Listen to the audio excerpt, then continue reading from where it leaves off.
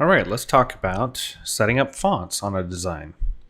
You'll find fonts available in the design settings of a site and under the fonts tab, the second tab here. The largest selection of fonts that we have available is from Google Fonts. Currently, they have over 800 fonts available for you to choose from. Our list just has the names. So if you click on the Google Fonts link here, you can open up to their webpage browser and you can filter and search for a specific font family here.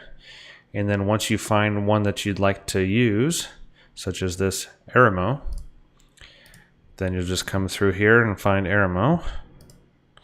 Select it. You can select the style. You'll preview it on the right hand side. So here, font normal, the italic, bold, add the ones that you want to your site. Just click add. And then you can say, I also want the bold one available. You'll notice that they'll be added to the list here. And so you can use that. The Google fonts are all completely free to use, and they are the preferred source for any sites that you're planning to sell. So just because you don't have to worry about the licensing involved with distribution and everything for the Google fonts, it's a great resource to use for any of the designs that you plan to sell. So that's a little bit about setting up fonts.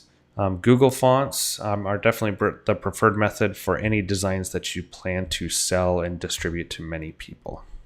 Thanks.